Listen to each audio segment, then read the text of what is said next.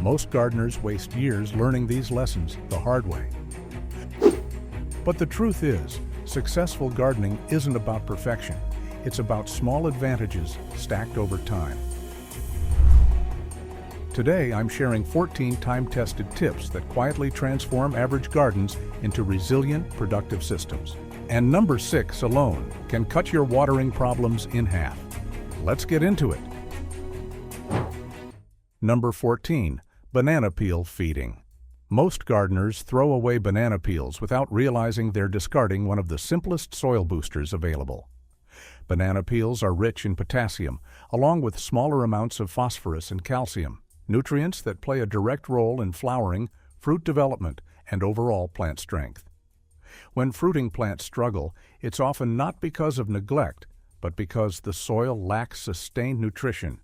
Instead of tossing peels into the trash, chop them into smaller pieces and bury them near root zones or beneath transplants where decomposition can happen gradually and naturally. As banana peels break down, they release nutrients slowly, feeding plants at a pace they can actually absorb. Some gardeners soak peels in water for several days to create a mild nutrient tea, while others mix them into compost to balance nitrogen-heavy materials like grass clippings. But the real long-term advantage goes beyond nutrients. Banana peels stimulate microbial activity and attract earthworms, strengthening soil structure and improving moisture retention. Over time, that living soil becomes more resilient, productive, and easier to manage season after season. Number 13. Diatomaceous earth. When pests start gaining ground, most people reach for sprays, but diatomaceous earth works differently and more precisely. Made from fossilized diatoms, this fine powder controls soft-bodied insects mechanically rather than chemically. It damages the exoskeletons of slugs, ants, earwigs, and crawling larvae, causing them to dehydrate without introducing toxins into your soil. The key is light, targeted application around plant bases, garden borders, and known problem areas. Moisture reduces its effectiveness, so it should be reapplied after rain, ideally in the early morning when beneficial insects are less active. Used properly, food-grade diatomaceous earth poses no risk to humans, birds, or pets and leaves no toxic residue behind. It rewards patience instead of overuse. Rather than blanketing the garden, precision application keeps balance intact while addressing the real issue. It's pest control that respects the ecosystem instead of disrupting it. Number 12. Garlic spray. Long before chemical pesticides filled store shelves, garlic spray quietly handled infestations in gardens around the world. Garlic's sulfur compounds interfere with the feeding signals of insects like aphids, beetles, and caterpillars, making treated plants far less attractive without harming beneficial insects that rely on pollen instead of taste. The method is simple. Crush several garlic cloves. Steep them in hot water, strain the mixture, and add a small amount of mild soap to help it stick to leaves. When sprayed directly onto affected plants, garlic spray acts as a deterrent rather than a poison. That distinction matters. It discourages repeat visits without wiping out helpful predators or leaving harmful residues behind. Sunlight and rain break it down naturally, which means it needs occasional reapplication, but that's part of its strength. It works with the garden's rhythm instead of overpowering it. Cheap, renewable, and adaptable, garlic spray remains one of the most practical tools for balanced pest management. Number 11. Composting without perfection. Compost intimidates beginners because it's often presented as a precise formula, but composting without perfection is not only possible, it's effective. Organic matter breaks down whether conditions are ideal or not. Food scraps, garden waste, leaves, and yard debris will slowly transform into material that improves soil structure, enhances moisture retention, and feeds beneficial microorganisms. Perfection isn't required, participation is. Turning the pile helps. Balancing greens and browns helps. But what matters most is consistency. Every time organic matter returns to the soil instead of leaving the system, fertility builds quietly in the background. Even uneven or partially finished compost adds value when spread across beds. Over time, this steady return of organic material strengthens soil texture, improves drainage, and increases nutrient availability. Composting without perfection shifts the mindset from control to continuity. And that's where real soil health begins. Number 10. The Three Sisters. The Three Sisters, corn, beans, and squash, represent more than tradition. They represent agricultural design built on cooperation. Corn provides vertical structure, lifting beans into sunlight without the need for artificial supports. Beans fix nitrogen in the soil, feeding both the corn and future plantings. Squash spreads across the ground, shading soil, reducing evaporation, and suppressing weeds that would otherwise compete for nutrients and moisture. Timing is critical to keep the system balanced. Corn goes in first so it can establish strong stalks. Beans follow once those stalks are sturdy enough to climb. Squash comes last, after the structure is already in place. When planted correctly, the Three Sisters require less intervention overall. Each plant fills a role, and no single crop carries the entire burden. The result is a resilient, self-supporting system that produces abundantly while conserving labor and resources. Number 9. Succession planting. Planting everything at once often leads to overwhelming harvests, followed by long gaps of inactivity. Succession planting solves that problem by creating a steady rhythm instead of a single burst of production. By sowing smaller amounts of quick-growing crops like greens, beans, peas, and radishes every couple of weeks, the garden remains active and productive throughout the season. While one planting matures, another is establishing roots, and a third is just emerging. The soil stays shaded and protected instead of sitting bare and vulnerable to weeds.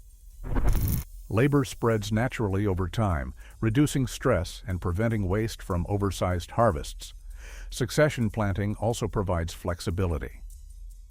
If weather or pests damage one round, another is already on its way. Rhythm outperforms volume, and steady harvests build confidence far more reliably than short-lived abundance. Number 8. Mulch layering. Mulch layering may not look impressive, but it quietly holds the garden together. Without mulch, soil loses moisture quickly, weeds take advantage of exposed ground, and roots endure constant temperature swings. Layering dried leaves, straw, grass clippings, wood chips, or shredded newspaper thickly over bare soil blocks, sunlight from weed seeds, and slows evaporation significantly. In summer, mulch keeps soil cool and evenly moist. In winter, it insulates roots against sudden temperature drops. As each layer decomposes, it feeds soil organisms that improve fertility and structure naturally. Gardens that remain consistently mulched require less watering, less weeding, and fewer corrective measures overall. The soil beneath stays loose, dark, and biologically active. Mulch layering doesn't demand attention, but its absence is always noticeable. Number 7. Cardboard bed building. Starting a new garden bed doesn't require digging, tilling, or exhausting labor. Cardboard bed building offers a quiet, effective way to convert grass or weedy patches into productive soil without disturbing the natural structure underneath. By laying flattened cardboard sheets directly over unwanted growth, you immediately block sunlight and halt photosynthesis at the source. That simple layer becomes a barrier that weakens weeds while preserving the life already active in the soil below. Once the cardboard is in place, add compost, leaves, or straw on top to create a growing surface right away. As moisture works through the layers, the cardboard softens and decomposes naturally, inviting earthworms and microorganisms to move in and loosen compacted ground. Instead of ripping roots out, you allow them to break down and contribute organic matter back into the system. The result is soil that improves from the bottom up, often outperforming aggressively tilled beds in long-term fertility and structure. Number 6. Vertical growing. At some point, every gardener realizes the ground isn't the real limitation. Airflow and light distribution are. Vertical growing transforms unused airspace into productive territory by guiding crops upward instead of letting them sprawl. Beans, peas, cucumbers, and squash respond naturally to poles, fences, string, or even repurposed branches. Lifting foliage off the soil improves airflow, allowing moisture to evaporate faster and significantly reducing fungal diseases that thrive in damp, stagnant conditions. Beyond disease prevention, vertical growing increases sunlight exposure across more leaf surface throughout the day. Fruit stays cleaner, harvesting becomes easier, and plants are less likely to rot where they touch wet ground. This approach also creates microclimates within the bed.